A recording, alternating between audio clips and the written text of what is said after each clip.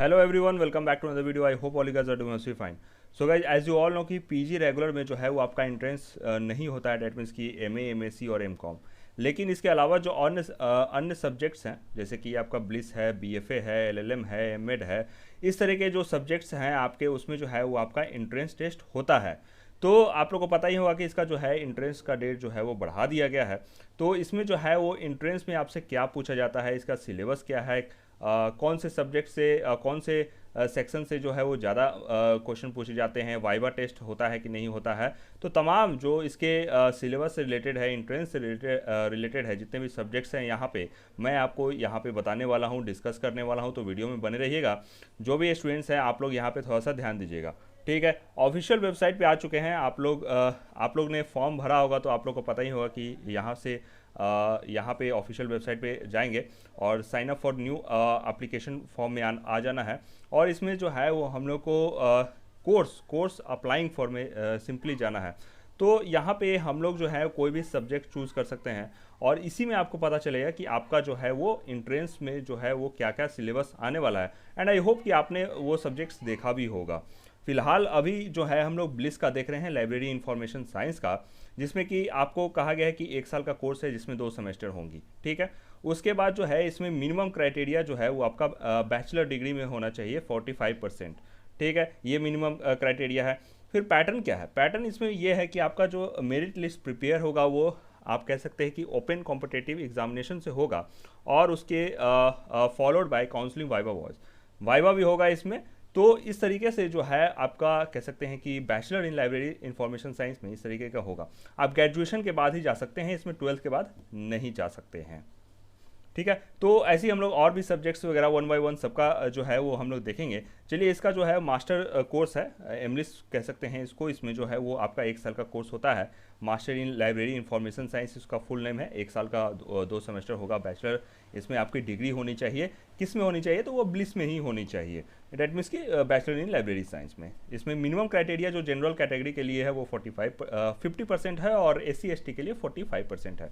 देखिए, इसका पैटर्न जो है इंट्रेंस टेस्ट का, वो जो है हम लोग देख सकते हैं कि 100 नंबर का है और 100 क्वेश्चन होंगे और हर क्वेश्चन 1-1 नंबर का, ऑब्वियस सा बात है, ठीक है।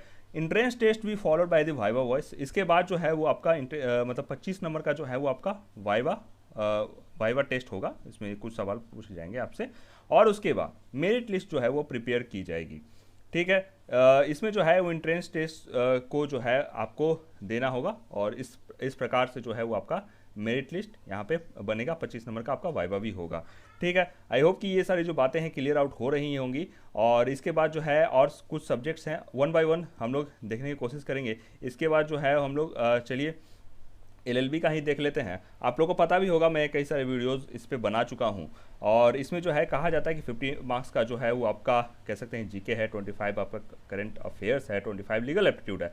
बट आई थिंक इसको चेंज करने की ज़रूरत है, क्योंकि पिछले 2-3 सालों में जैसा इंट्रेंस में क्वेश्चन आ रहा है उसमें हम लोग कह सकते हैं कि इसमें जो है वो सबसे ज़्यादा मार्क्स मतलब कि सबसे ज़्यादा क्वेश्चन जो हैं 20 से 25 नंबर तो करंट अफेयर्स आता ही है, लेकिन जीके का क्वेश्चन ज़्यादा रहता है। डेट मीन्स की पॉलिटी का हो गया, मॉडर्न हिस्ट्री हो गया आपका, फिर ज्योग्राफी हो गया, फिर इस तरीके से जो सब्जेक्ट्स हैं वो इसमें देखे जाते हैं। करंट अफेयर्स का काफ़ी अच्छा खासा क्वेश्चन आता है इसमें। मैं जो है वो कह सकते हैं कि वीडियोज़ रेगुलर ला रहा हूँ, टेलीग्राम पे भी जो है सारी चीज़ें पोस्ट कर रहा हूँ। और उसके बाद 4 से 5 क्वेश्चन जो है वो आपका थोड़ा सा कह सकते हो कि लीगल एप्टीट्यूड भी होता है। लीगल एप्टीट्यूड से ज़्यादा कुछ लीगल मैक्सिम वगैरह जो है वो पूछा जाता है। फिर रीजनिंग, मैथ्स रीजनिंग का भी होता है, उसमें जो है वो हम लोग देख सकते हैं। और इंग्लिश का क्वेश्चन भी 10-15 क्वेश्चन होता है, उस पर मैं विस्तार से बात कर चुका हूँ, ठीक है। वो आप लोग वीडियो जाके देखिए।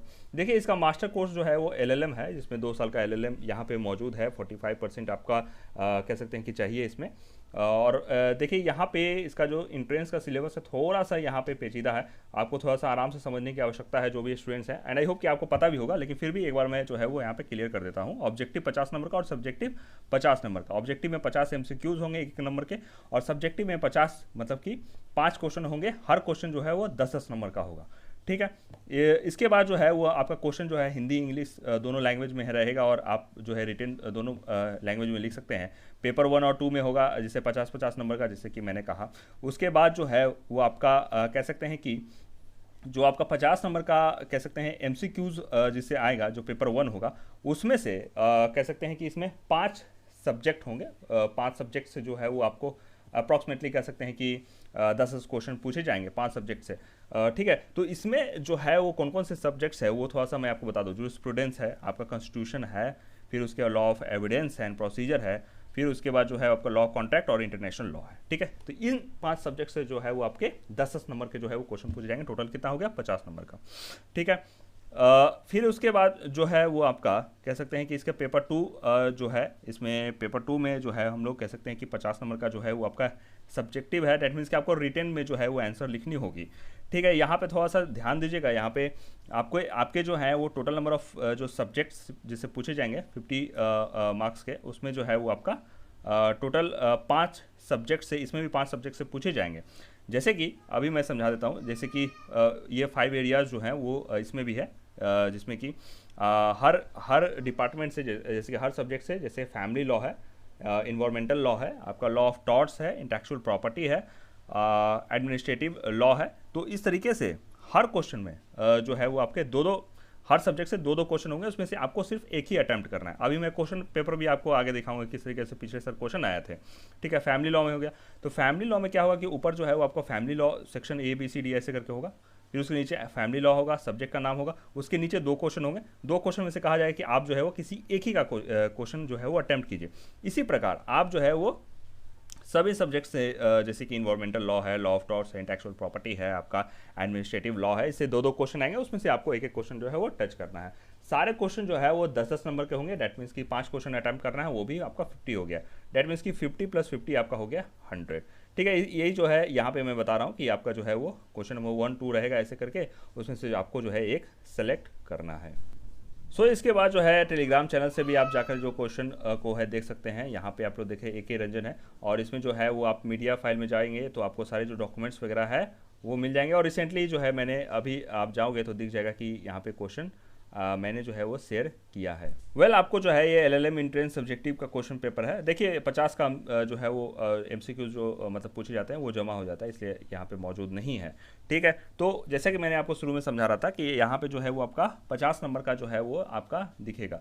सेक्शन A में जैसे कि हर सब्जेक्ट वाइज सेक्शन वाइज बटे होंगे, जैसे हिंदू लॉ मतलब फैमिली लॉ है, एडमिनिस्ट्रेटिव लॉ, जितने भी सब्जेक्ट्स हैं उसमें से हर सेक्शन में जो है आपको 2-2 क्वेश्चन देखने को मिलेंगे, जिसमें कि आपको सिर्फ एक टच करना है। यहाँ पे इन्वायरमेंटल लॉ है, देखिए 2 क्वेश्चन है, 3 और 4, एक अटैम्प्ट कीजिए। उसके बाद लॉ ऑफ टॉर्ट्स में 2 क्वेश्चन, फिर आपका सेक्शन D में डेट मीन्स की इसमें जो है वो आपको भी 2 क्वेश्चन, और उसके बाद हम लोग लास्ट में देख रहे हैं आपका एडमिनिस्ट्रेटिव लॉ में जो है वो आपके 2 क्वेश्चन, इसमें एक टच करना है। एंड आई होप कि ये सारी जो बातें हैं आपको क्लियर आउट हो गई हैं।